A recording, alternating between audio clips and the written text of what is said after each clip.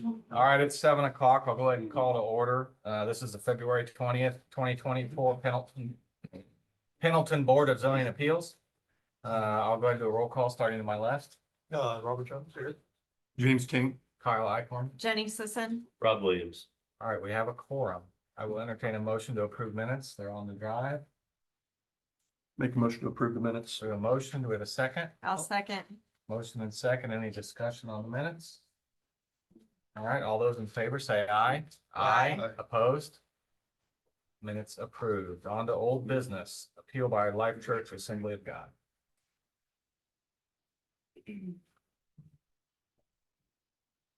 Good evening. Good evening. So I'm Denise McKee. For the record, I'm the Assistant Planning Director here on behalf of the Planning Department. And we're here to present the details of the administrative appeal as filed by Life Church Assembly of God and to provide the basis for a decision made by the Planning Department to deny that driveway permit application as filed. I want to first start out by saying thank you to Council Zachariah Yoder for representing Life Church on this matter and for the members of the congregation for attending these hearings and showing your support. So we do appreciate this. Second, I wish to just emphasize that the Planning Department is charged with analyzing any and all submitted development requests, including zoning map changes, variance requests, development from or variance from developmental standards, variance from land uses, secondary primary plats, site development plans, and even appeals as they come in. And those are then analyzed against the adopted plans and ordinances as deemed necessary for the overall public safety and the general welfare, as deemed and set forth by Plan Commission, Town Council, and the state of Indiana. So this appeal was first heard at the January 16th BZA meeting, in which the body had voted to continue this matter to allow the board members additional time to be able to review. There's a lot of information. There's a lot of documents, planning documents that are very detail oriented. So the vote to give you all 5 members additional time to review and consider those facts and considerations. That is a reason behind the continuance. And so we just kind of wanted to follow up. We're going to just give a little bit of a quick review. Won't go into much detail, but the first screen here was presented at last hearing. The first slide just basically reiterates the current use and the site details of the property. It's located at 6501 South State Road 67. It's outlined there in the black dashed outline. This property is zoned general business and it's used for a church or a place of worship. Which is a permitted use within the general zoning or general business zoning district. The property to the south, outlined in the yellow, is zoned general business as well. And that one is used by Edward Jones and Farm Bureau Insurance Office, and both those are permitted uses as well on that property. So where the purple line is, it indicates where there's a recorded access. It's a cross-access easement that was recorded in 2009, but it's been in use since about 2005. So as we kind of looked a little bit deeper, permits for a driveway permit are required from both the town of Pendleton and NDOT. There's reasons why. As this land and property, it falls within the jurisdiction of the town of Pendleton. So that gives us standing, it gives us opportunity for review because that land not only connects to a public right-of-way that then leads into a shared road or a road owned by and maintained by the state of Indiana, it's also land within the jurisdiction of the town. So that gives us jurisdiction to review and also require a driveway permit process. So as the events unfold, we won't really go into detail as far as the date of application and so forth, but you'll see down below here, you'll see where the image was. It all started out in about September of 2022. And then communication kind of took place over the course of the year. And then ultimately on November the 15th, the church then did file a permit application for the driveway with the town of Pendleton, in which it had been denied in review of the planning documents. And then an administrative appeal was then filed on the 4th of December and then set for that January hearing. So planning staff, we must do our due diligence in giving adequate time, care, and accountability in thorough and comprehensive research to all petitions that are before us. It is our duty to dissect every planning document as it relates to requests made and to take in consideration many factors, provisions, and even projections as determined by the town through our planning and zoning processes. The Plan Commission and legislative body, which is our town council, is given the authority and responsibility to establish and amend the zoning ordinance. So in 2021, the Plan Commission adopted the Unified Development Ordinance. And so that is one single document that houses the zoning ordinance, the development standards within each zoning district, as well as the subdivision control ordinance. As well, in that same year, the Planning Commission, ultimately then approved by the town council, approved the Access Management Control Ordinance, which establishes standards for new roads, driveways, shared access, parking lot, cross access, and service roads. And for both the planning documents, they're used to assist in the implementation of the goals and objectives of our comprehensive plan, as well as our thoroughfare plan. We wanted to mention tonight as well that in addition, the thoroughfare plan, by establishing a roadway classification system and design standards for the roadways throughout our community, it looks at a 10-year out planning horizon. The plan aims to result in effective multimodal connectivity and efficient movement of vehicles, people, and goods. And per that thoroughfare plan, in Chapter 5, page 62, it identifies arterial corridors, primarily being maintained and owned by the state or the federal highways, which is INDOT in the state of Indiana. However, it also goes on further and states, in quote, that access to these facilities, in parentheses, i.e. driveways, is first managed by Pendleton and then INDOT, if located along a state facility. So that gives us jurisdiction to, with the matter at hand tonight. Primary arterials have the highest level of access control by requiring the furthest distance between access points and the greatest restriction of left-hand turning movements. State Road 67 is classified as a primary arterial road by our thoroughfare plan. It is also classified by principal arterial by INDOT. These roadways are typically show higher in speed, 45 plus miles per hour. They offer higher level of mobility. They host 20, 30,000 trips, vehicles per day. They're used to travel to, from, within our community and generally show a higher traffic accident count. That being said, the Board of Zoning Appeals, a Planning Commission, and planning staff through the state statutes of the IC 36-7 for 600 series and 900 series that gives the town jurisdiction over a geographic area described within our zoning ordinance are charged in assuring compliance to the standards and regulatory provisions provided in our document. So in this particular case, petition applied for a 20-foot wide full motion commercial driveway seeking direct access to 67, as illustrated in circled in the red there at the lower image there. They also, a part of that application, did submit an agreement with Penn Properties, Edward Jones, to close the northern driveway circled in the blue down to the farther south, which is just the north part of the yellow boxed in property. So upon review, findings, interpretations, and analysis, the driveway permit application was denied by the planning department based on noncompliances found in the UDO.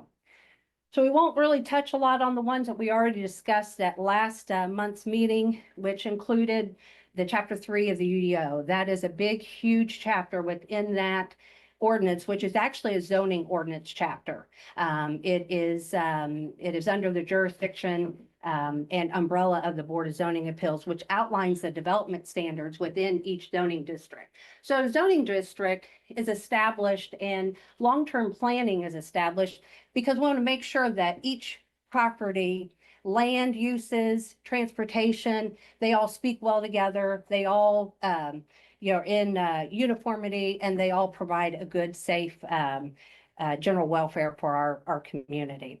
So with that being said, Per that chapter, non-residential lots are only permitted one access. The cross-access easement that already is existing is functional and serves as a reasonable access.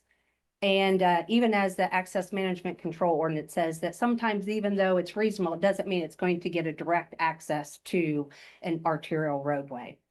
So as this existing easement is the lowest designation of the road classification available for this site, that is what we gave priority for our means of access in interpreting the permit application. We also want to prevent and reduce number of cuts on arterial roads. That cross-access easement site on that site fulfills the need for adequate and safe access to the site without a direct need or direct access to State Road 67. Also wanted to point out something that we also learned is that in Chapter 2 of the UDO, there is an impervious surface maximum for our zoning districts. So for general business, the maximum it's limited to 60%. In analyzing this a little bit farther on this property, the site is already at 77%. So the additional driveway cut and the improvement thereof would create a nonconformity, raising that up to 80%. Also, per Chapter 3 of the UDO, there are circulation standards such as considerations for design, decel, acceleration lanes, tapers, passing lanes that are not offered. Also for non-residential curbs are also required, which I did not see that on the driveway application that was submitted to NDOT nor the town of Pendleton. And then also connectivity to adjacent parking lots and cross access is required by our documents. Full access to arterial roads shall occur only at signalized intersections. That was not offered as a safety feature with that permit application. Also, per the chapter, for encouraged shared access and service roads, a developer cannot be required to construct, financially support. They're only required to construct or financially support their own portion of the access road. The applicant, therefore, cannot place this burden 100% on the unknown northern property, especially without due process and opportunity to be noticed and heard.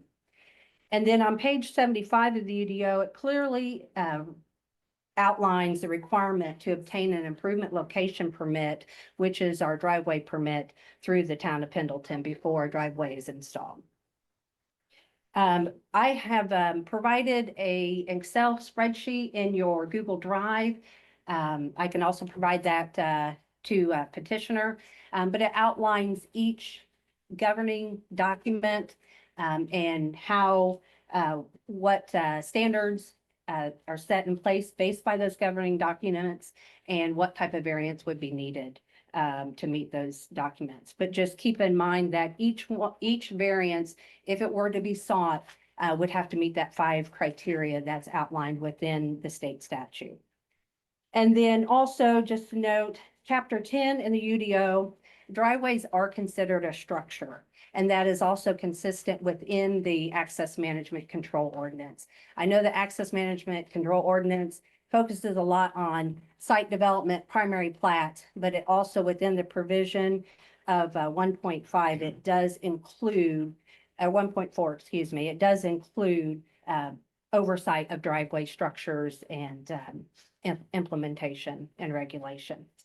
So per that access management control, we're also to maintain functional classification hierarchy, which means that we don't want to see where the private road or local road is going to have, or a private drive is going to lead directly right into a primary arterial road. We want to be able to have a transition between those types of road classifications. So that cross-access easement does maintain this functional hierarchy. And then I've just kind of mentioned as well, we do have that minimum spacing between access points of 300 feet on a 40-mile-per-hour posted speed limit area.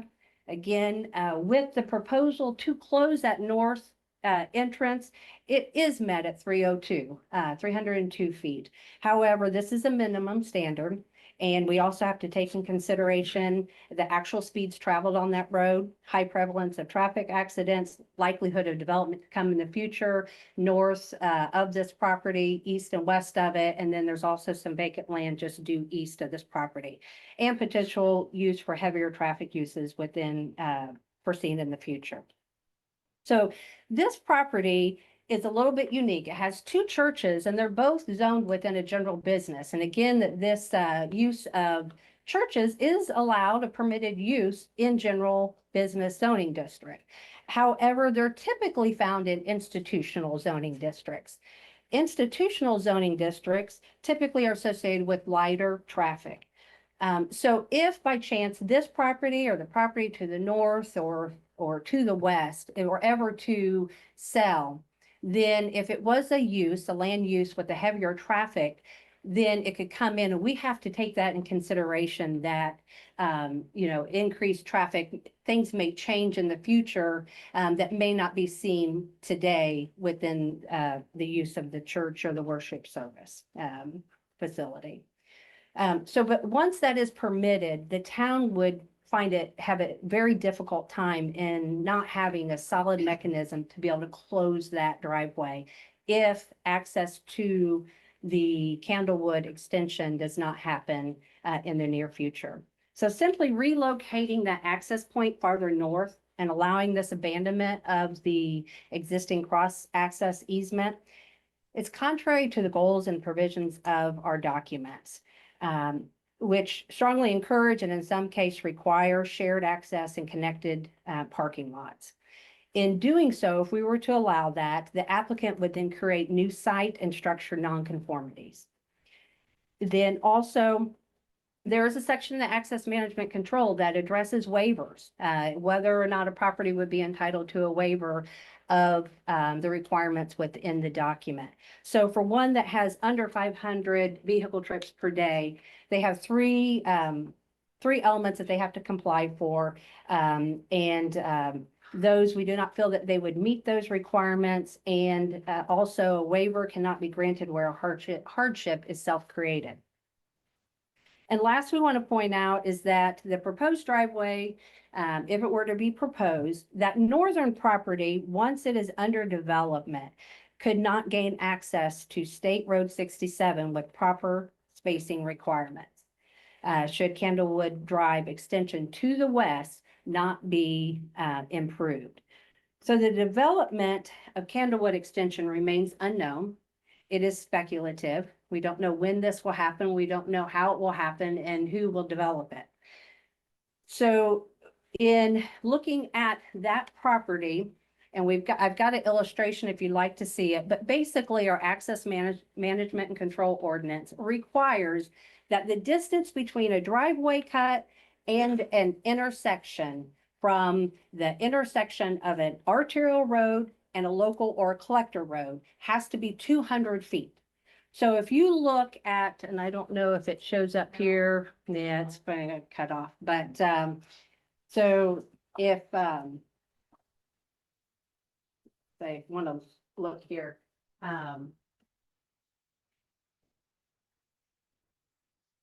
here. On this here, you want to put that as exhibit one. So therefore, Candlewood extension, if Candlewood extension to the west is not developed, then the property to the north we would have to allow them a direct access cut onto State Road 67 until that became possible. That land is currently owned by South Madison Community Foundation. That has to sit center line to center line 200 feet south of the intersection at Candlewood by the standards of the Access Management Control Ordinance. If we were to approve this proposed driveway cut where it is existing today, then what would happen is if you come down south 200 feet, then the cut of that driveway compared to the proposed driveway is only 235 feet, in which 300 feet is required. So what happens is that we're creating a hardship or encumbrance on that northern property when it comes time for them to develop, should that Candlewood extension not be available. So we also wanted to point out is that last Friday, Life Church Assembly of God did submit a stipulated modification of the decision to deny the driveway permit as, by the planning department. That is also in your Google Drive for review. And we do appreciate their efforts in trying to make a resolution to this. We really do appreciate that. But based on staff and what we have to do, the documents that we have to follow, we do not believe that there's existing conditions to justify straying from our standards that are set in place. And if at the end of that document, there's a list of conditions, and they're pretty big ifs and whens. There's about 4 or 5 of them, in which some of them are in the hands, discretion, control, and timing of NDOT, and also that northern property developer that are not here today, that have not agreed to sign on that stipulation and have not had given due process with notice and opportunity to give input or to be heard. So that being said, staff, we've looked at this property, looked over and over again how it could be improved. And we feel that retaining and preserving that cross access easement, there are means and ways to improve, say, the rear of Penn property, to be able to show that there could be an enhancement to the driveway and the cuts to be able to help with the wayfinding that the church is struggling to get now. We could also look into off-premise signage to have some signage of directional signage to their property from the Penn properties there. We think that it could also improve the aesthetics of the property, the value of the property, even parking spaces could even be increased. But as far as the cut off of State Road 67, just looking into it farther and more deep in the past 30 days, we've come to the same decisions. So that's all we have. If you have any questions for me or planning staff? Questions for staff? Be happy to answer. Just a quick one that Yeah. occurred to me. Yeah. The Edward Jones building, does that meet setback requirements for the current? No, I think it is a little bit shy. It's 75 feet is what's required, but I don't believe, That right of way goes right up to Yeah. this line. Yeah. yeah. It's huge over there. And if you could go back in time, which is hard, would you approve those 2 driveways built like they are No. with that building where it is? Yeah. It wouldn't have met our standard, yeah. Yeah. And back in 2003, when it was, I think, the Bread of Lighthouse Edition, it was proposed, it was a site plan development process that it did go through, and we did learn that the direct cut 267 wasn't permitted in that process. So, for those same reasons. So you're saying the direct cut like they're proposing now was not permitted? It was Correct. asked for and not permitted in 2000? That is correct, yes, in 2003. And that is also, an image is also in your Google Drive as well, of that site development plan. I did throw that in there. No other questions for staff? So we'll give the petitioner an opportunity to speak. Thanks.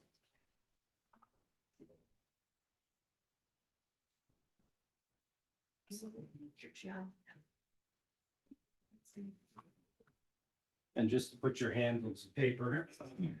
No, this is the stipulated agreement we submitted.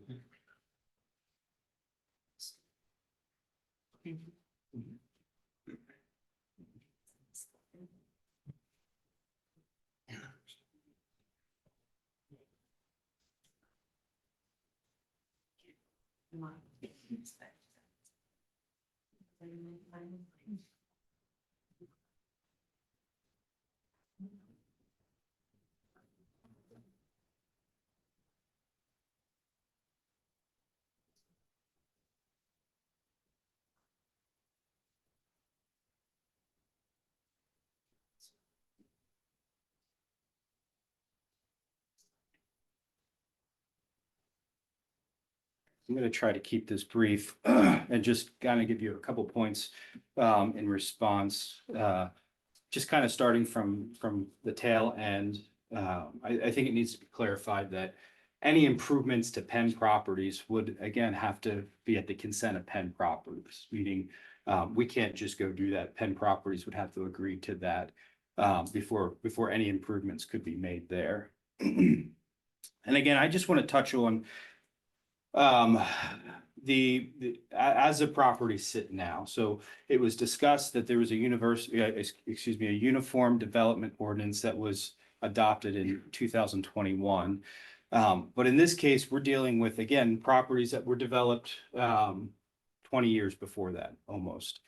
And we're starting out at a point of non-compliance. And so if we were in a situation where we were starting from ground zero, no development, and I think the Uniform Development Ordinance and the Access Management Control Ordinance is great. But we're in a situation here where there's been development over the last 30, 20, 30, or even 40 years to get us to a point where everything's not in compliance as it sits right now. What Life Church is proposing, it does not decrease the number of curb cuts, and that's freely admitted by Life Church. But I think the big thing is, and I didn't hear much from the planning staff touching on this, but the fact is it increases safety. It increases safety and it decreases congestion. And it seems to me that the Uniform Development Ordinance and the Access Control Management Ordinance, the purpose of it is to promote better travel and to promote better safety. The fact of the matter is both Edward Jones driveways are used by congregants of both churches essentially at the same time, because they kind of meet around the same time and everybody's getting out at the same time. And so that inevitably creates a safety issue because you have now two driveways that are not in compliance with the ordinance, but are going to stay that way because they were there before the ordinance, creating additional congestion and objectively an unsafe condition. In that the two driveways are very close to each other. So people are leaving from both driveways at the same time, and it creates an increase. It creates a safety hazard. And again, section 1.1 of the Access Management Control Ordinance promotes safe and convenient travel within the town of Pendleton, minimize disruptive and potentially hazardous traffic conflicts, ensure reasonable access to properties. I think the overarching theme, the overarching purpose is to promote safety and better travel. I think, again, we're at a form over substance issue here where we're trying to shoehorn a area that didn't comply with the ordinance into the ordinance. And again, I think we're actually creating more safety issues in light of that. Our proposal of putting the driveway, again, in the red circle, would widen out the areas that are actually being used by these entities. And so the church would just use the driveway, Life Church would just use the driveway with the red circle. The northern driveway at Edward Jones would be closed. And then congregants from, I think it's Solid Rock Church and the Edward Jones would use the south driveway. And again, especially on Sundays, this is going to decrease traffic. I believe last time we were here, we were working, or hopefully working toward maybe possibly a resolution with the Candlewood extension and possibly with a development to the north. Now, in the stipulated agreement that I provided you, the stipulated agreement, I don't think puts any additional burden on the developer to the north. I think there's a lot of ifs and there's a lot of conditions, certainly. But I don't think it precludes that development. And I think if there's going to be a development Life Church would gladly work with a developer there to, if Candlewood comes in to, to work to put a driveway somewhere that doesn't go onto 67. But the fact is, that's not the situation that we're currently in. We're currently in a situation where there is a safety hazard right now. And I think last time was talked about, I think the property to the north has been sitting there vacant for quite a while and has been for sale for several years. And so it doesn't seem like there's any development plans for that right now. So again, I think our position, and I think the people of Life Church aren't looking for a more convenient or an easier access or their own access. I think the problem is that when they go to church on a Sunday morning or leave church on a Sunday morning, it's dangerous because there's two churches letting out at the same time, because there's two driveways that are very close together. And it's just not as safe. It doesn't promote better safety, and it does not promote better travel. And so in spite of everything else, I think that is the biggest concern, that the purpose of the statute or the ordinance, excuse me, is being defeated by the circumstances here, that the purpose is safety and better travel, and all the other things in the ordinance are kind of muddying the water as to what the actual purpose of the statute is. Now, I do just lastly want to touch on, again, 1.4B does give access location standards. And number one there, again, it says that no access point shall be connected to a public street or road without first receiving approval of the location and cross-section specification from the planning director when on a town street, or INDOT when on a state highway. Again, we're on a state highway. Life Church went and got approval from INDOT. And I'm talking, again, just about the access point, just about receiving the right to put in a driveway. The town of Pendleton may have jurisdiction over that, but in this access code management ordinance, they gave that right, entitlement, whatever you want to call it, up and gave it back to the town of, or back to INDOT. So again, according to the standards, INDOT approves access points on state highways. Town streets are approved by the town of Pendleton. As far as any specific specifications that would need to come from the town of Pendleton on what that driveway would actually need to look like, Life Church is more than willing to go back and fix anything that needs to be addressed with the actual construction of the driveway itself. But our position, based on the town of Pendleton's access code management ordinance, is that INDOT provides the approval of the access point. Town of Pendleton provides the approval for the actual structure itself. So if we needed to add curbs that weren't there, that's something that Life Church would gladly do and work with the planning commission and the planning director in order to do that. And from us, I believe that's it. That's all that we have. We welcome any additional questions that you might have. Okay, so a couple things. So in this stipulated modification, item number 2, you state that after receiving a permit from NDOT, you began construction, but that seems to be in contradiction to this photograph provided. So can we get a clarification of the timeline on? So When we, yes, ground was we broken? provide, we received a permit from NDOT in February of 2023 Okay. and began construction thereafter. I believe in June or July, the planning staff had contacted. Can you go back and repeat? So NDOT you received in February of 23, but we have a Correct. photo from 2022 showing the cut. Or I don't believe that's correct. I believe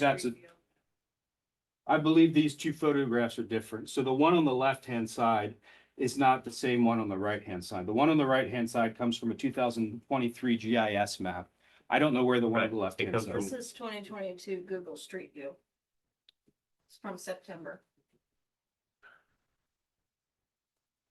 I don't think that's the correct citation, and I don't think they, He's checking, but it could be February 2023 is when we got approval and started work. But they did not start work until approval from NDOT was received. No, I mean, it's that's not definitely accurate. not, that grass is very green. I would be hard pressed to think that's anywhere near February. So if we can get clarification on when, A And I part guess- of your submittal at the last meeting as well, the documents that you turned in, there was a approved bid. And it was dated in April of 2022. And it was an accepted bid mid-April of 2022. just the bid, but not the, that doesn't, That was the contract with your contractor that you went through. And then work began that later that summer, early fall. And then there was, some interaction with the town, then followed up with kind of a lag or a suspension of work. Until then, the permit application through NDOT was then sought in February 2023. And then when work started to happen again, when the spring came, then further communication took place with the town of Pendleton Planning Department and code enforcer, building inspector, and then a work order was issued. Until then was resolved, was given the option to either seek a variance or to apply for the driveway permit through the town of Pendleton, in which it was done in November of 2023. okay. So it seems like it was started without any approval from anyone. NDOT or local, okay? And so, and then. I don't think that's accurate. We can, You explain this picture. we can look into that. We can, Okay. Google. The other question I had was, you said that our ordinances state that NDOT approves state roads, town approves local roads, but you said that there's a provision in the UDO that says otherwise. Can we? Yeah, so there is some provision in chapter 3 of the UDO, which indicates that any driveway permit has to be applied through the town of Pendleton. That's for curb cuts and for driveway permits. The only thing that is an exception is if it's under 50 square feet for a driveway that doesn't require the process, but this is a 700 square feet improvement. Also too, within the access management control in section B, I believe in that 1.4 section there, it indicates that any primary plating, site development review has to come through the town of Pendleton to receive approval before then the driveway permits as required. but this isn't a Doesn't- primary plat. This It's is- not, but originally it was. And so then what we're doing is there was a site development plan that was approved, not having that cut allowed, then 20 years later, then seeking to have that cut, but then trying to kind of skate under the wording of the access. And the site plan would have been approved prior to the adoption of this unified development ordinance, correct? That is correct. It was denied by NDOT, at that time is what we've been advised. According to NDOT's procedures as well, they have to have, according to their flow chart and as well as to their policy, they have to the applicant has to follow local rules and regulations, state and federal, and local law. And so part of ours is that we do require that permit application to be submitted, reviewed, subject to, for approval. And they went ahead and issued that permit without following their normal protocol as well. We can't answer to that, but it's something that normally handled that way on their end as well. And again, our position on that would be that, I, based on what the ordinance says, I see it differently. And again, I'm not saying there was an issue with Life Church not getting a permit. They didn't follow the procedure 100%. That's a fair assessment. And I think, when they were advised of that, they went and got a permit or went and sought a permit.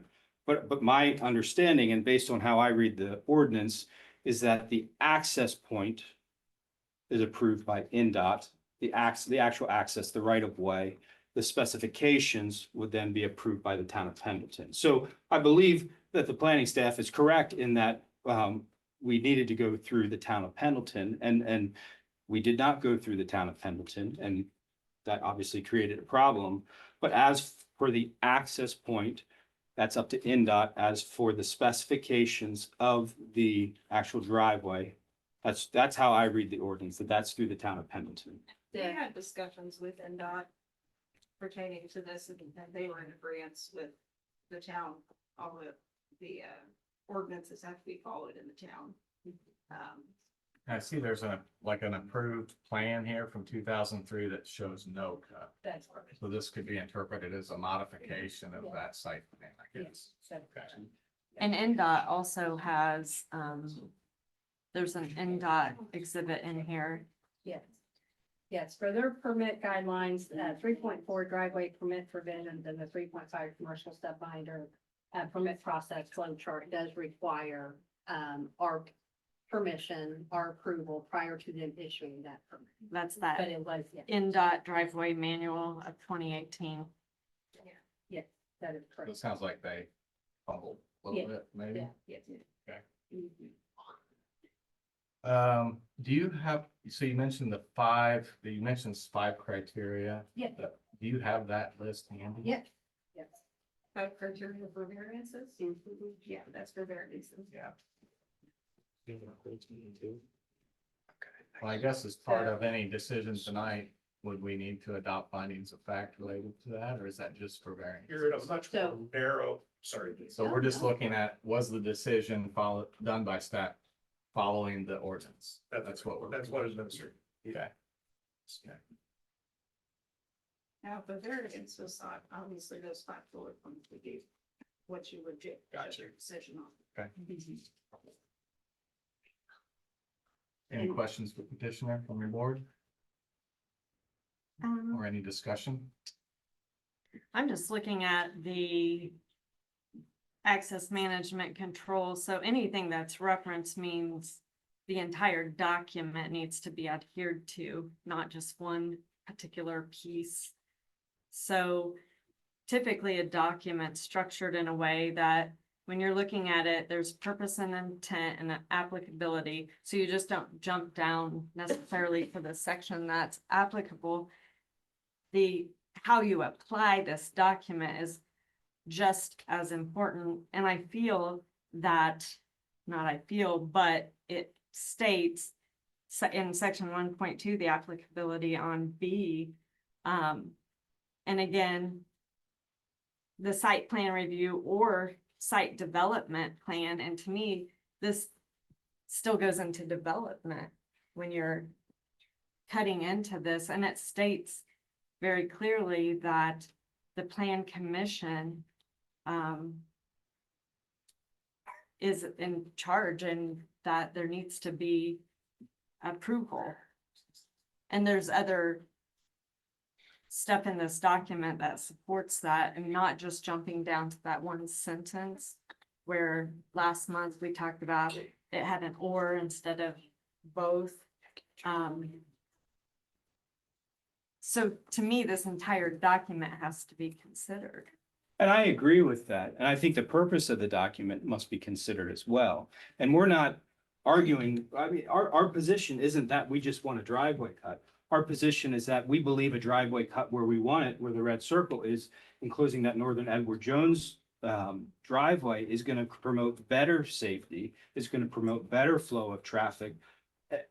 And so I agree with you in that the entire ordinance needs to be followed, but I do think there's some glaring ambiguities in the way the ordinance is drafted. And so there is some questions about some of that, but I think the overarching theme of the ordinance seems to be promotion of better travel, promotion of safety. And I think what we're proposing better promotes the safety for both the congregants of Solid Rock Church as well as Life Church and those traveling on 67. So would a stop sign where the two converge there not work? A stop sign for each and then every other car goes?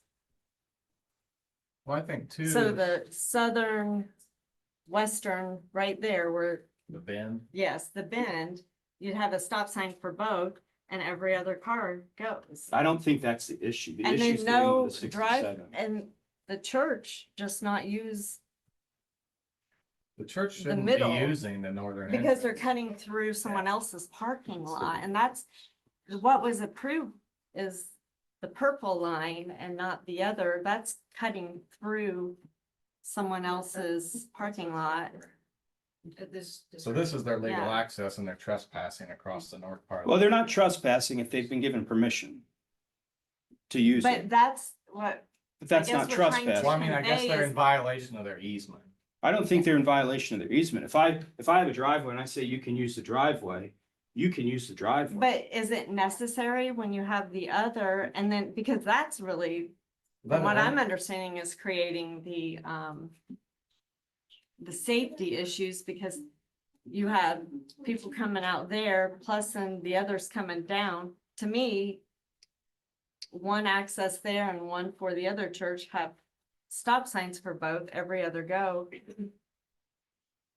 to be able to access. Well, onto you'd have to 67. put a stop sign in there. You'd have to get permission again from Penn Property. Any improvements to Penn Properties would have to come from Penn Properties, and Penn Properties is not here, just like planning staff. But part of noted your that the northern- modification includes Penn Properties, so that would be the same for that as No, well. we have an agreement to close the northern driveway with Penn Properties. We actually paved their driveway in order to, for them, as part of the agreement to close that northern driveway. So So, your legally described access is the purple line. correct. So by using this other entrance, you're creating the traffic problem Mhm. yourself by not using your recorded access. Well, and It's a seems like it's a self-imposed hazard. well, but again, it's not necessarily just Life Church that's using that northern access as well. There's other churches back there, there's other businesses back. But that's coming from the, That are using that, they use that south driveway. Yeah, back there. Mhm. But if it's congested on a Sunday, maybe not. well, how would they access this other? Through the back of the property. So they are then encroaching and going through someone else's. So I think you're Okay. proving the I point guess of, that's very small. I think the point of the safety hazard is being proven. It's hard to get people to do what you want when there's two accesses there. I mean, it's unfortunately, it's like herding cats to, when people are getting out of church on Sunday, to keep them where they're supposed to be. Yeah, it would be great if everybody from Solid Rock Church and everybody from Life Church used the same exit. But there's always gonna be those people that aren't, and as soon as somebody diverts, I mean, practically, we all know how that goes. Everybody else then diverts. And why not just close the northern entrance just to close it? For safety. Because we can't do that. Penn Properties would. Or maybe they can put up a barrier so people can't. Cut through the Cut northwest through corner. there. Well, that's Parking their lot. prerogative. That's not our prerogative. As I assume that was never entertained. Or you could provide temporary traffic control on Sunday mornings. I mean, as an option. I feel like we have kind of this first fundamental thing we have to decide here. Planning staff thinks and they have submitted that putting this driveway in is out of compliance. It varies from our standards. You tend to not think that. You think NDOT has control over that and you're not varying from the standard. Correct, yeah. So really, the decision we have to make is whether we agree with the planning staff that it is out of compliance, or we agree with you that it's not. So we either say, yeah, you can, or no, you can't. All the talk of modification is a variance, and we are not going through the variance process. We haven't notified adjoining property owner. We haven't published it in the paper, I assume. Correct. Like none of those variance things have happened. But I don't think it is a variance. And as Mr. Graham said last time, this panel can modify, it can affirm, it can reverse, or it can modify with conditions, a decision made by the planning staff and the planning commission. So it's not a variance, it's a modification of the decision that the planning staff made. And based on the ambiguities in the ordinance, I think a modification isn't outside the law or outside the ordinance. What was this that was provided? What's this from? That's from our old code, for Okay. the same section in the I UDO. guess I would direct that to our council. Do you agree with that? I agree with what your synopsis of what you just said. I mean, I don't know We're that in a- we can We're in a more modify it. narrow issue, and while Zach is correct that there are provisions for modification of the ordinance. On this particular issue, you're looking at yes or no. Is it, what was the, as you just stated, is it Pendleton jurisdiction? She's right. PennDOT jurisdiction, the church and Zach. The modification example would be on something where, there's a number of feet or something like that, that she is, well, it has to be within 10 feet. I'll get you that. I'll grant this permit if it's within 10 feet, but not 15. And then you could come by and say, no, 15's okay. We're gonna change your administrative decision, go to 15. Here, it's yes or no. Her decision is no. Well, to get into that and to override her, you have every right to do it. But to get in there and I tend to agree with your analysis that by doing so and you're getting into a variance And, procedure at that time. and the other property owners have rights then too. They have rights to get notification and to be part of this process. So I the agree. property to the north, because It's- approving this could hinder the sale of that property as well. With the proper It burdens that spacing. property. Yes, it does. So I guess if somebody comes in with a plan and it violates or doesn't meet one part of the UDO, then it would require a variance. And we've been presented with clear evidence that this proposal violates or doesn't meet multiple requirements of the UDO. And by reference, the control ordinance. So, for this proposal to be approved with a variance, it would need a variance from all these items, these handful of items. Can I ask you a hypothetical Sure. based on your reading of our ordinance?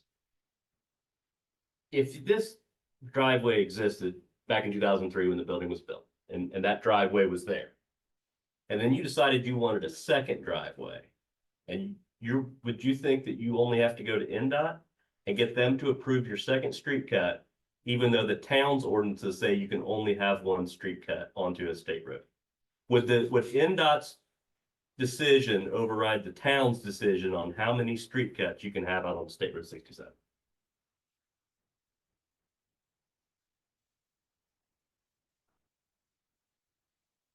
Based on. Well, that hypothetical isn't kind of a one-to-one. And so in short, I don't know without looking at that particular issue. Going through the ordinance, looking at that particular issue, because I haven't researched two driveways versus one. However, I mean, if NDOT was giving the go-ahead, then based on 1.4B, NDOT seems to have jurisdiction, or excuse me, the town of Pendleton has given NDOT jurisdiction over access points.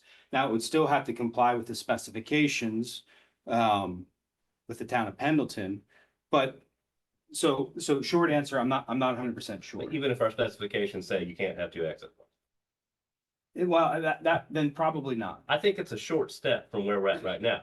What the planning department has decided is that you have access. You have access to this adjoining property. Sure, and we don't. Therefore, you don't dispute that. qualify for access on the 67. If you did, NDOT would have a say in where that would be located, just like we would have a say in where that would be located. Because it's their street, it's their road. It's their road, correct.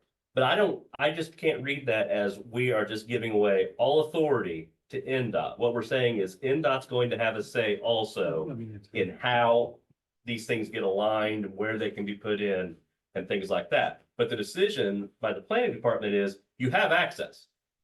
Therefore, you don't qualify for this other access. And I don't see that as any different as than if you already had one, you wouldn't be able to go back to NDOT and say, I want 2 or 3, or I want to make the entire thing a turn. The entire thing a driveway. Because it wouldn't meet our standards. And Yeah, NDOT helped us make that document, from what I'm told. Let me address that if I might. My name's Raymond Adler. I have served as a county attorney. I've served as a zoning attorney for Carmel, Indiana, Noblesville. And under home rule, you're not giving up authority. You only get authority from the big guys. So if they say to you, you can control something, you can control it. If they say you can't, then you have no authority. It's not that you're giving up something. So if this NDOT says you can have 2 cuts on there, they have 2 choices. They can say you can have 2 cuts and then we can have 2 cuts. Or they can say you can have 2 cuts if Pendleton allows you to have 2 cuts as well. So right now, they granted some leeway to Pendleton, but the final authority is at the state level under home rule. Can I make a comment for that? Yes, Our access management control ordinance does allow us, and does state clearly that the provisions set forth by the town of Pendleton would supersede those of which, are issued by NDOT.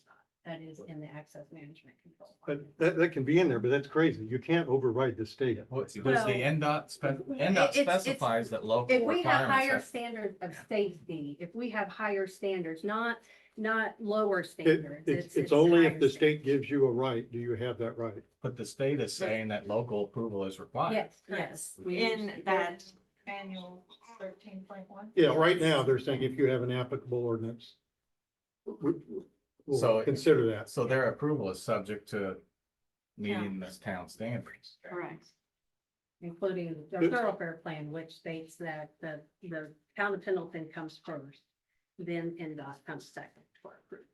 And And that's I per add- the NDOT driveway manual. And right now, there's no active NDOT permit, it's expired. Correct. May I add some to the question about the public safety, congestion, the traffic and so forth? So with this here, the stipulation agreement that was submitted indicated that the congregation members here, they only access their property through that north property. They then indicate that for Solid Rock, they only access through the south property. That is provided in their stipulation there. So I would feel that alone would negate any congestion concerns there, traffic flow issues. Also, if you look at their websites for both congregations, they have done a good job of staggering their start times for their services by a half an hour minimum. So I would anticipate that would eliminate some of that cross congestion. But as planning staff, when you've got vehicles coming in at a rate of 5 miles an hour, 10 miles an hour, that's a big difference than on an arterial roadway that traffic is going 40 to 55 miles an hour. And when we're looking at having a request of additional cut in which our standards provide that we want to eliminate those cuts as much as possible. Also too, in chapter 9 of UDO, yes, it is a perplexed situation. I give you that. It is a legal non-conforming use and how this property was developed over time. We can't take that away unless they want to minimize that non-conformity. We gladly would support that. However, it is clear that legal non-conforming structures and sites cannot be enlarged upon. They cannot be extended. They cannot be intensified, and they cannot be used for grounds for adding any other structures or relocating those structures on a property unless a variance is obtained. Also, it indicates that a structure cannot be moved for any reason unless it conforms with the standards that are in place. So. It's, And I just do want to clarify that, in the stipulation, paragraph 12, it does say, in addition to Life Church, the south entrance, paragraph 13, both the north and south entrances on the Penn property are used by the congregants of Solid Rock Church and Life Church to access their respective properties. So it's not just that one uses one and the other uses the other. The fact is that they both use both access points. It may not be the quote unquote right thing, but it is what's going on now. One other thing I'd like to address a comment on access. One of the arguments that I'm making in a court case is if we think of real estate as a bundle of sticks, if you think of real estate as a bundle of sticks, the court has said one of the inherent rights of life's ownership is access to highway, direct access to Highway 67. They don't have that right now. So, you know, we can spend a lot of time, obviously, as lawyers in court. You know, both sides can spend a lot of money, but it seems to me most practical to say, hey, this is a reasonable alternative. Let's do it. Gonna add to that, the higher courts have determined that yes, a property does have and should have the right, to reasonable access to a road frontage, that they, have within their site. However, if there is, justification, especially into public health and safety, reasons to justify, just like the example, the case that they had brought up with Muncie against Pizza Hut. That was a secondary roadway in the back that the city had attempted to close. They used police power to be able to close that roadway. But that roadway was on a dead end road. It was very limited as far as other properties on that road. Was only limited to other residents. So there was not an apparent danger for that property, that Pizza Hut, to have access to the rear as well. So that is why they were able to keep that access open, and uphold the decision of the lower court. Well, again, I disagree with that. What it says is you can take my access, and we did that on 69, and I did 40 or 50 of those where we put up the fence and we paid people. So if you want to pay Life Church to take their access, that may be an option if, you know, if you don't want it there. But I think if they have a right to have it there, if you shut it down, then you buy it. It's access that they built without a permit. Sir? You're saying that by shutting down this access that they built without a permit, we're violating their rights? I don't think we built without a permit. And if this picture shows gravel, I personally ordered the gravel out there to fill in the hole. So that's a recent picture. So at the time this was built, NDOT made the decision, there was planning approval for the driveway to be developed as is now, so that is, at the time, was considered reasonable access. It's not reasonable access, it's direct access.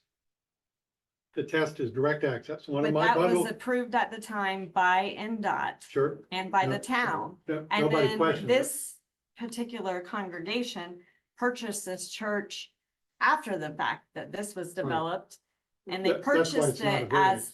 as is with the access that was approved by NDOT and the town when this was developed. Right, and when we got a warranty deed, one of the sticks that we bought was the right to get on 67. Until somebody wants to buy it. Ray, is it your position that any regulation that prevents direct access to any road you want is subject to No. compensation No. undertaken? Well, that's what you just said. You No, said that you- we were if allowed to you have wanna- direct access. Regulate curbing, regulate whether it's gravel or asphalt. But if you totally restrict access, Direct access is what you said. Is direct that your access, position? yes. That's absurd. Yeah. Frankly, that's absurd. Well, There, read the, yeah, I But the have, basic- Ray, many times. you know, And if that were the case, it would be an absolute nightmare for every parcel on every state road in the state would have direct access to, that's not what that case stands for. it's exactly what it stands for. And that's why the state had to buy access on 31 and 69 and 65. Why are those fences there? Because they bought access rights and they paid good dollars. I was involved in at least 40 or 50 of That's those good. cases We've heard a myself. lot about your career here. Yeah. So Okay. then what's being asked for is still non-conforming, and then it puts a hindrance on the other owners Mhm. whom aren't represented and who haven't really been notified either.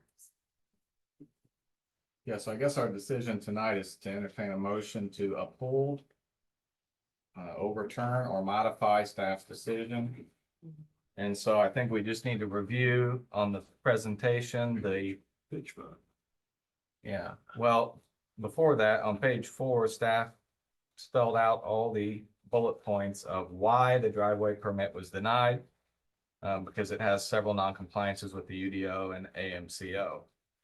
So to overcome these non-compliances, you would have to go through a variance process, notify the public, notify the adjoining properties.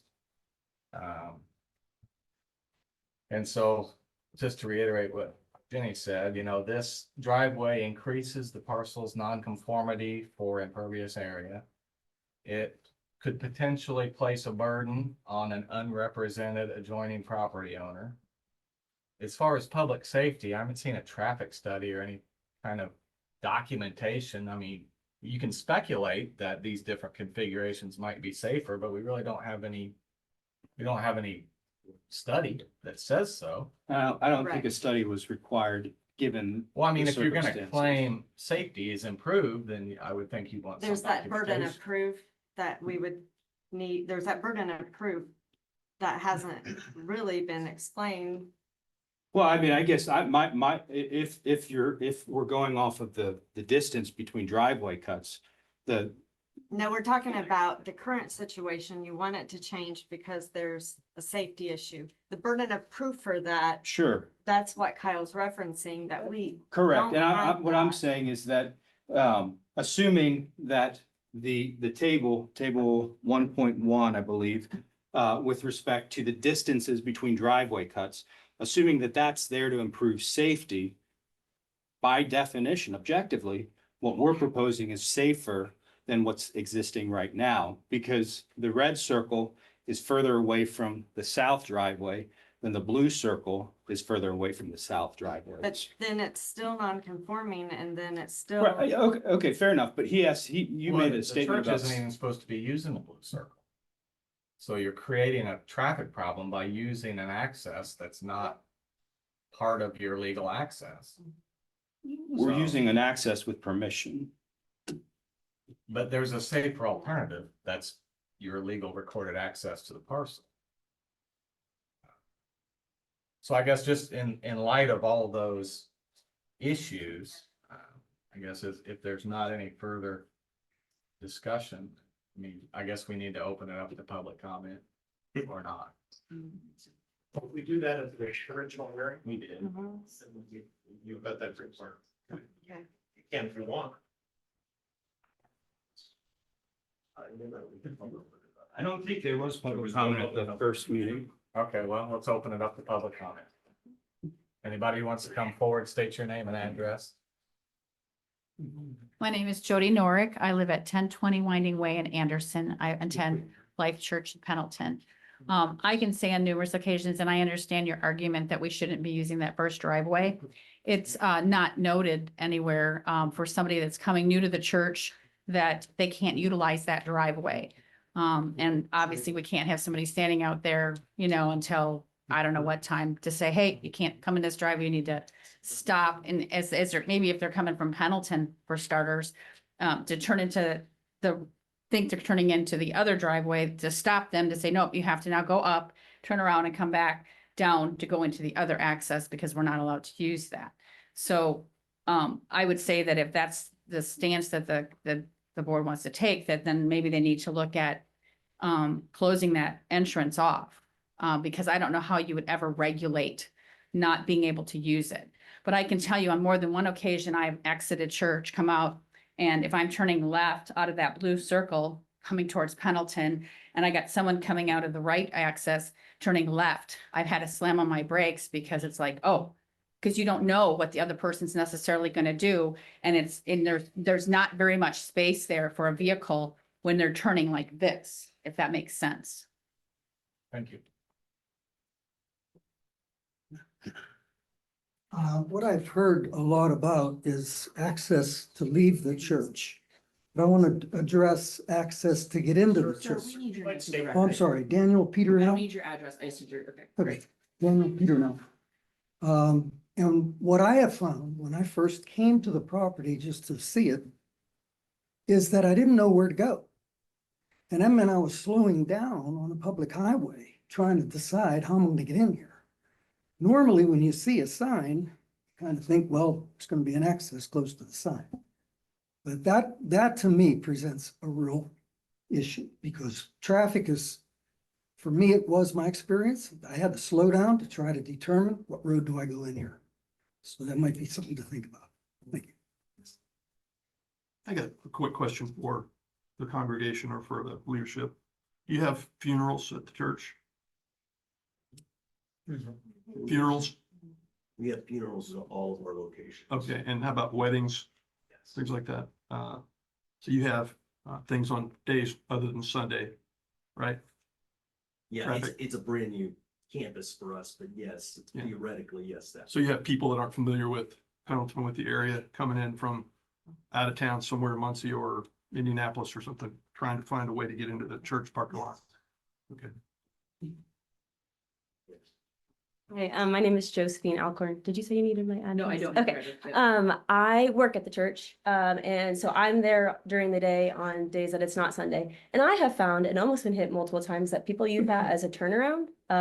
So you would think they're going, you don't expect them to go through one entrance and out the other real quick. And so I don't know how often that's happened, but I know that's happened a few times to me, and I've had to slam on my brakes because I'm expecting them to go to the church or one of those back exits, and they just go around in that little circle. So thought I would share that. Thanks.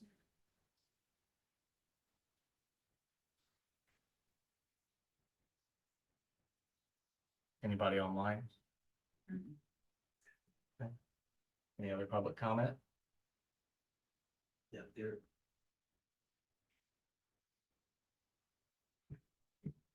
Hi, my name's Nathan Peternell. I'm the lead pastor of Life Church. And there is parking behind Edward Jones where that gets very confusing as well. You know, we've had the campus for a year and a half. We have staggered, and you mentioned that we've staggered, oh, sorry, you mentioned whether we staggered the services. We pretty much used every chair this past week that we have. So there will come a point here real soon. We're gonna have to add a second service. So that staggering is perhaps not gonna work long term. This is only gonna get worse. And it's a good thing. It's a good thing for our community. We want to make it as easy as we can to help Pendleton. We're really trying to obviously add value to this community and to produce great citizens. And I would just honestly ask you if you could make this process a lot easier. This is, you know, we're really just trying to help the community. And it seems like, man, we're really going through a massive headache over the ability just to be able to come to church.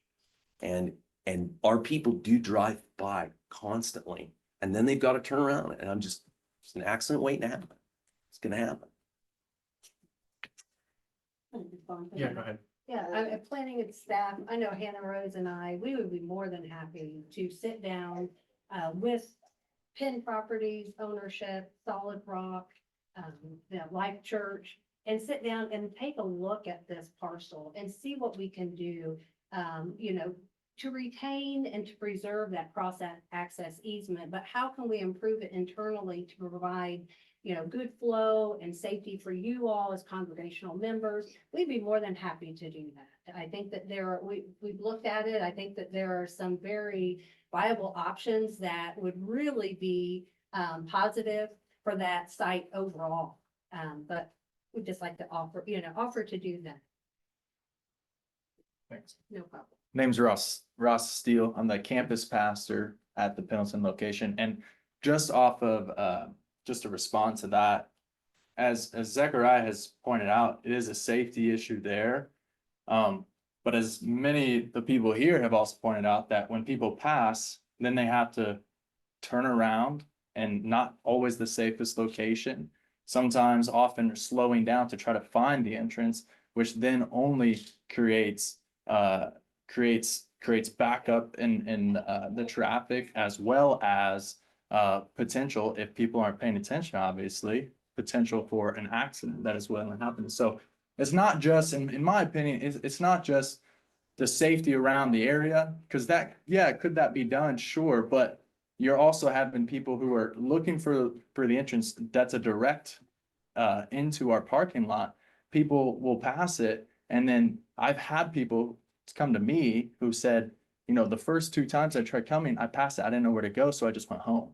So not is that, now it's not just a safety issue, and maybe this isn't a factor for you guys, but for me as a pastor, it becomes a spiritual issue that people aren't able to go to church because of what the traffic looks like. And I don't want to be a burden. I don't want that to be a reason for people to not be able to go to church. And I would just appreciate you considering all the factors involved, and especially with the safety that's not just there, but also further down the road or closer up to the stoplight as well. So thank you. Devin Dorick, not speaking as an attorney, but just as a person that goes to Life Church Pendleton. You guys have an opportunity to help us, to help Pendleton. That's what we're looking for. The property was always out of compliance when it was built originally, and that's been harped on a lot tonight. But I think that this brings it closer to compliance than before, and whether it's perfect, it's better than what we have. And as someone that goes to this church, I can attest to the safety issues as well. And, you know, if it's taking it to where, if they think there are viable options, I don't know how you make a viable option out of the fact that there's 2 entrances right there. The mall also has an entrance. And so there's just a lot of traffic there when we go to church. And it just shouldn't be that way. There are people a lot older than me and people a lot younger than me that are going to church that haven't had their license for very long or have had their license for a long time that are complaining of the issues. And we can't make it any better. And I don't know what a viable option would be other than moving the access down, getting rid of one of the accesses. And then if Candlewood develops, then we get rid of it and we put it off Candlewood. And then, you know, you even get closer to compliance with what the UDO and the AMCO wants, which is another less access there. And so you guys are able to make solutions. Okay. We have to follow and do all the things. And as somebody that's doing this pro bono, like, we're going to take it as far as we have to because we believe in it. And I believe in it. And it's just it's not because I love Pendleton. I don't have anything against Pendleton, but it's not safe. And we got to do something. And so you guys are the ones that make solutions. Then we're asking you to be the judges and make a solution, because you have that ability tonight, not just to deny, but to deny with conditions or to modify with conditions and to help bring forth a solution instead of just saying, Planning Commission did what they were supposed to do. There's more to it than that, and you guys have a responsibility to do more than that tonight. So that's just what I would ask, but I appreciate you guys. You guys have dedicated a lot of time to this. There's been a lot of research. There's been a lot of attorney talk. And so I appreciate you guys and everything. Thank you. Thanks. Jeff, I guess so. If we entertain a motion, do we need to adopt any kind of additional justification, or? What you could do is you could make a motion to overturn or uphold based on the record provided. Okay.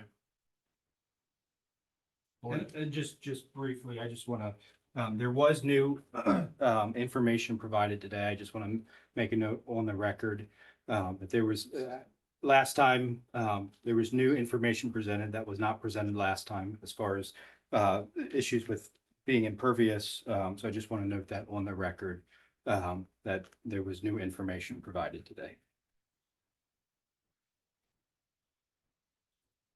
Sure. Any further discussion or motions? Oh, yeah, come on up. Sorry. I'm Zachary Garner. I go to Pendleton. I grew up here. I just wanted to touch on something Pastor Nathan said with the severity, like, getting worse as time goes on. We started going here last June and there was 50 or 60 people in service, and we are around 120 now weekly. So just in that time it's doubled. So 150, my bad. So just to put that out there.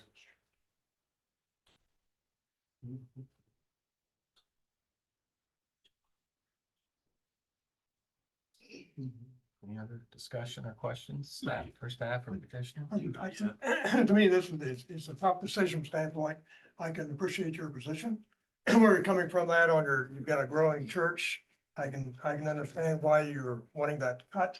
But also hopefully you can see where we're coming from on the staff position on the way the ordinance is written, the UDO, the way it is written. There's a lot of work went into that UDO, put that together over a long period of time.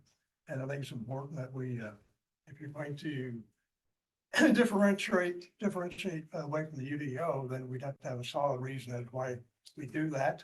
I can hear your argument about the signage, people driving by and think, oh, I just missed the driveway.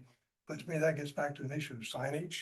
So people know where the driveway is to access your church, and it's a growing church. So I think signage is important for you on that. But I think it's also important that with the UDO that we comply with the UDO. It's well written. We had public hearings when all that was structured over a period of time. And I think compliance with that, with the interpretation of the staff is significant.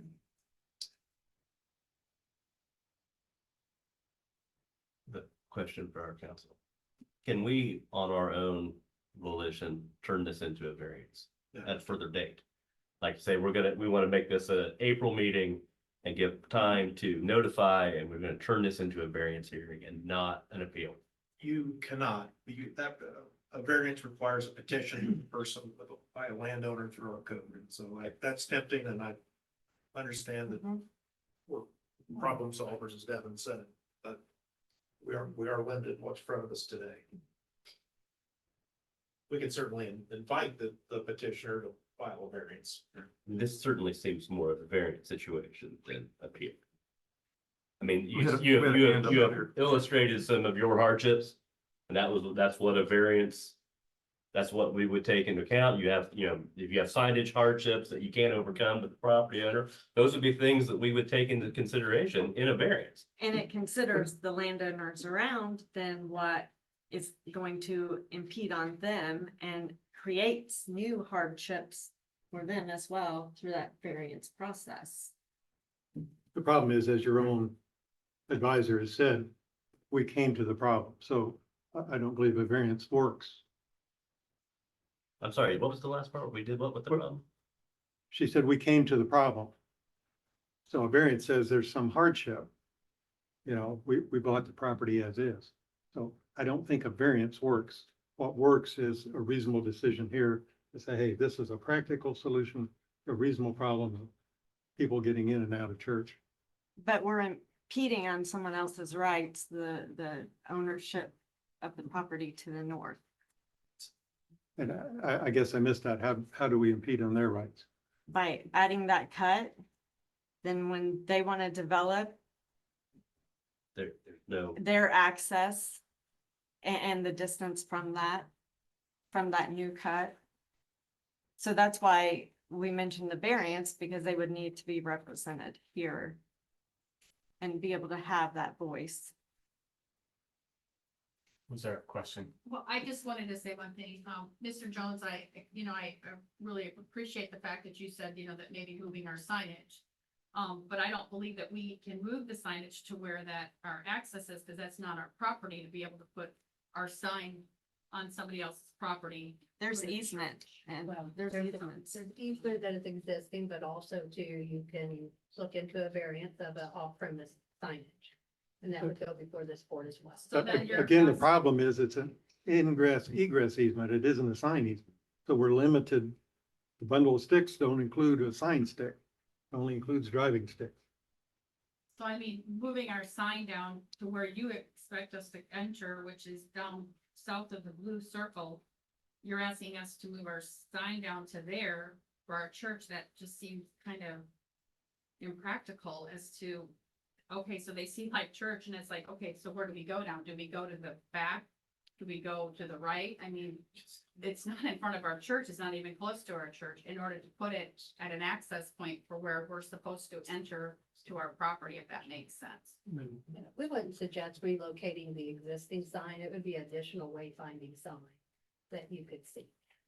That could give that direction to your congregation or your attendees that could either be farther down south here, but then also too, if there was, some really nice improvements to a roadway to isolate that access lane to the church here, could also give some closure off to the Penn properties that he could then answer to, or what his needs are, and what his thoughts are would be in his best interest. I do know that you mentioned that there's some parking spaces back here that don't really get utilized because of the fact that that is an access lane. Perhaps by closing that off would allow him some additional spots. There's about, I think, 118 feet from the back of his building to the back of his property. So there's quite a bit of room to work with. That could allow some nice improvements that we'd be more than happy to meet with all parties to see if we can come up with a good plan. Last thing, there's been a lot of hypotheticals that have been tossed around tonight, and I would like to present one. Hypothetical for me would be if we, in some way, shape, or form, acquired that property to the north, whether it was donated to us or purchased or whatever, something came about, then there's no issue, right? So. It's our property. It is your property, but contiguous property is considered as one lot. So if two adjacent properties are owned by the same ownership, it's not looked at as two parcels, it's looked at as standards for one parcel. However, there could be some means in discussion as far as access to a Candlewood Drive that would give you that ability then to make those improvements there. And maybe not the full length of that road, but yet just to give you access off to where we foresee in our thoroughfare plan has that road plan. Absolutely, we would definitely So like to have those we discussions. we could keep the direct access. Because if it was our property, we chose not to develop it into Candlewood Drive, then it wouldn't If, affect it. Cause it would still be over, it would still meet the 300 feet minimum. Yeah, I mean, I guess it's possible. Okay, just type the, thank you. All right, so yeah, I guess to recap, we're talking about a lot of things that affect adjoining property owners. And it seems like Rob said, maybe that's more of a variance discussion. We're looking at, staff made this decision based on these criteria because of these reasons. And so I think tonight, that's our decision is, did they make the correct decision? Are we gonna uphold it? Are we gonna overturn it, modify it? So I think we just need to stay focused on the task at hand. And the modifications, as Jeff explained, are, I'll say, light, just tweaking by feet and not necessarily the in-depth that we've discussed that would become a variance. And I think the two get conflated during these proceedings. Yeah.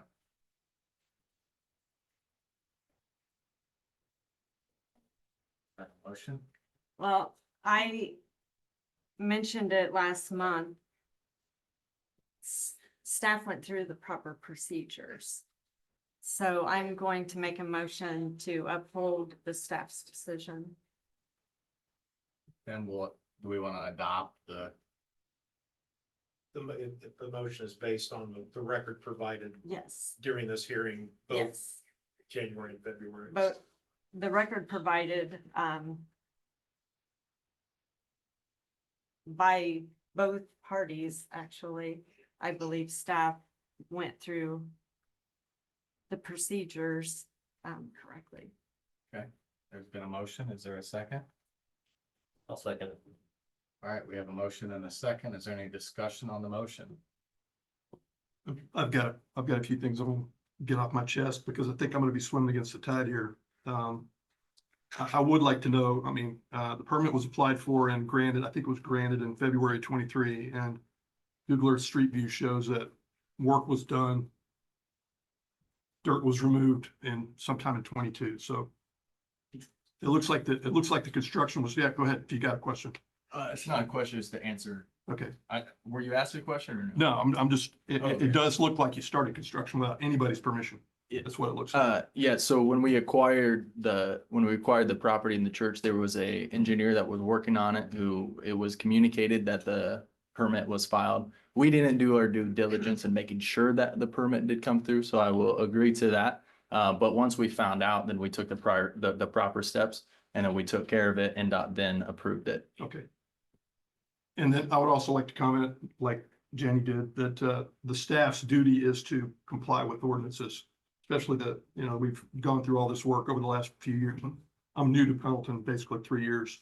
And the UDO was not in stone yet, hadn't been signed yet, but I read through it when I came on to the Board of Zoning Appeals. So I understand where the UDO, what the purpose of the UDO is, and the transportation plan and the access management regulations and all that. And I understand that, every single one of those could be a reason for not approving this. But the reality is, and I'm not a letter of the law guy, I'm a spirit of the law kind of guy. The reality is that this was built already, and those 2 access lanes that bracket Edward Jones were already there. So looking at it, and I've been thinking about this for a month, and I've driven by there a couple of times and said, yeah, that could be very confusing. And then you're heading into Pendleton and you got to find a place to turn around. Some people probably slam their brakes on and turn around in the Lagoni chiropractor parking lot. Some people probably go a little bit further and do it a little safer. But I would like to give them reverse the staff decision without comment, other than to comply with all the things in their stipulation about closing that northern entrance on Edward Jones and let them go forth with the new driveway. So that's where my vote stands when we do go vote. I hope nobody's mad at me. So we already had a motion and a second, so we have to vote on that Right. before we We would don't, entertain an alternative motion. That's correct. You have a motion and a second. Okay, is there any further discussion on the motion or comments made here? To me, on this, it's a tough one. There again, as I mentioned earlier, I can see where you're coming from. You've got a growing church, and that's a great thing. It's a great thing for you. It's a great thing for Pendleton on that. But then there again, on the ordinance, this is a very well-written ordinance. I can see where you're coming from on that, James, but then I would have to vote to uphold the ordinance as written. I think there are some other latitudes that you can consider, such as a signage on the driveway. The easement, things that could be done to provide further information to folks coming to the church. I think that could be worked out. So I would have to stand with the motion as presented. So we do a roll call. Okay, we do a roll call vote unless there's other discussion. Okay. So the motion has been made and seconded, and we'll do a roll call vote. Okay, Bob Jones, Aye. James King, No. Kyle Waghorn, Aye. Jenny Susan, Aye. Rob Williams. Aye. Motion carries. We have no other business. Thank you for attending. Thank you, guys. Thank you. Motion to adjourn. Thank you. So moved.